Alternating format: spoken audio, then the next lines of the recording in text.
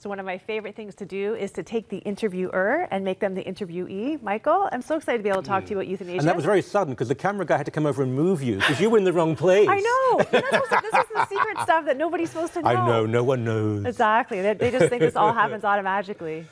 So we're going to talk about euthanasia, and this is a really important topic and a really important time in Canada right now, you know, because the Supreme Court has overturned the ban on euthanasia, given the federal and provincial governments 12 months to respond. So right now they are considering what is going to be the future for this topic of assisted suicide and euthanasia. What were your thoughts when that was overturned?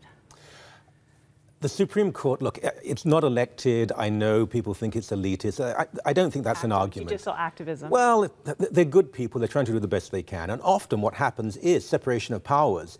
The legislature and the executive, Parliament and Prime Minister and Cabinet say, we don't want this issue, you know, it's too divisive. They throw it to the court. When the court makes a decision, we then blame the court. So I don't think we should do that. My problem here is its terminology.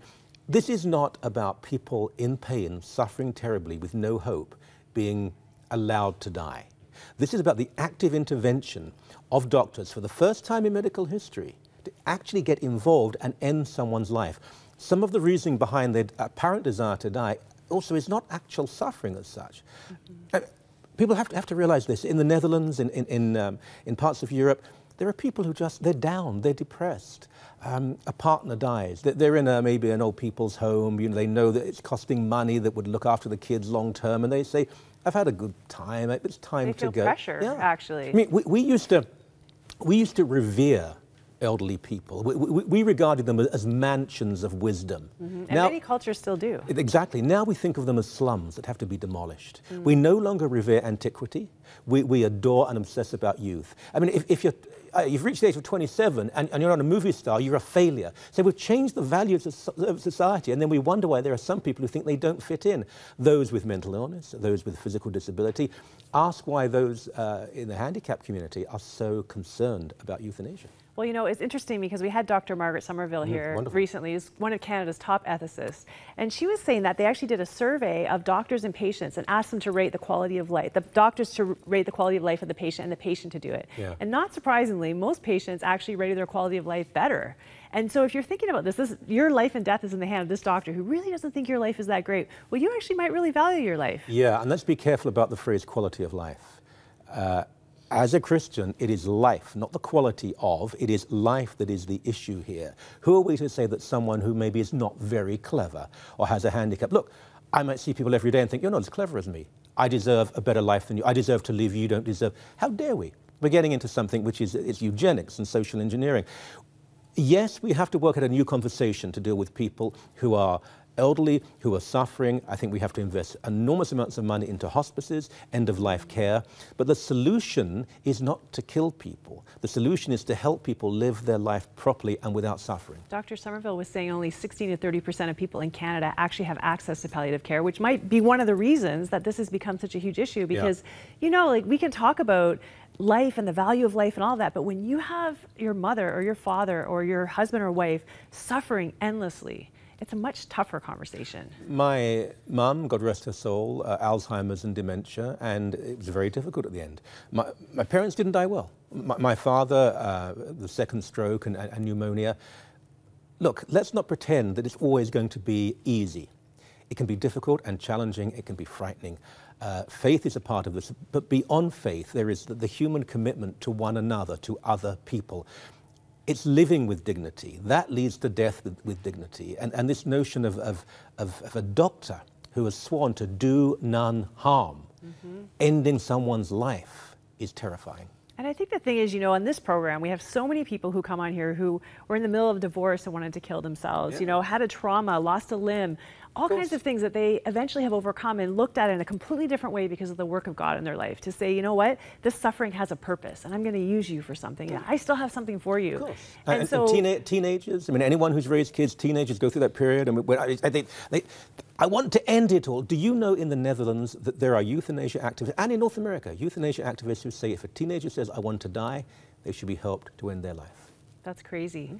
And so, you know, as we're looking at this, what can we do? Because, I mean, this is such a key time. What is decided in this next year is going to affect us for generations to come. Is there anything we can do as Canadians? Yeah, I think we have to build a coalition, not just within the Christian world, but within the greater world. We still have numbers on this one. This one is not decided. Euthanasia is still an open debate. I think we have to be informed. We have to discuss.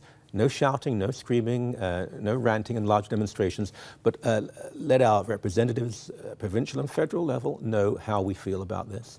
Make sure those lawyers arguing for our case are empowered, help them in any way we can. Obviously prayer, but be reasonable. Be reasonable. There's probably a middle way. There often is. And again, as I said earlier on, don't just bash the Supreme Court. They've been asked to come up with a decision and it's not the one we want. Listen to them, respond, understand. Well, I know when people talk about this, we kind of interchangeably use euthanasia and assisted suicide, but they're actually not the same thing. What are we talking about here? Both? Well, the semantics actually are quite meaningless because compassionate homicide, the terms are used if people want to sound more emollient about what is going on. What it really is someone else intervening, maybe at the request of the person or their family, to end a life. It is not saying we'll allow them to die. It is not saying we'll increase the dose of morphine to such an extent that your life will end. That has been happening. This is about saying to someone who otherwise would be alive, we will intervene and you will die.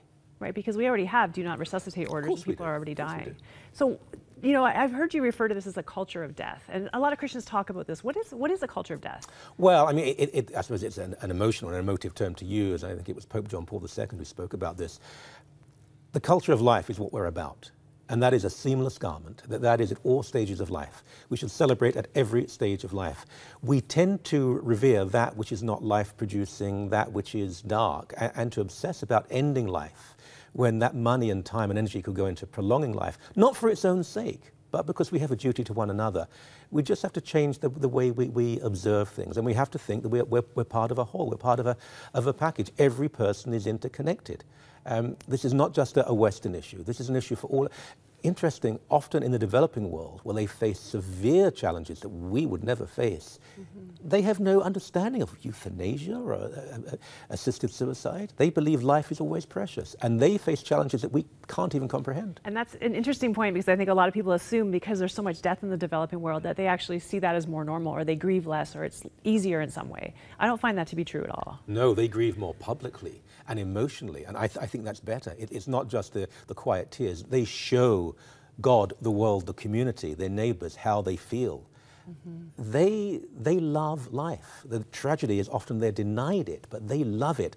It's we in the West, and they don't understand us, who seem now to have this, even in some of the sort of teen literature we have, a certain obsession. I don't want to overreact, but there's a worrying obsession with darkness and death. It's never a good place to be. Well, we're so thankful that you're there speaking about life and the value of life and the value of what is beautiful and aging and just all of the things that are against culture that I think as people of faith we need to hold true. So thank you so much for your voice. Pleasure.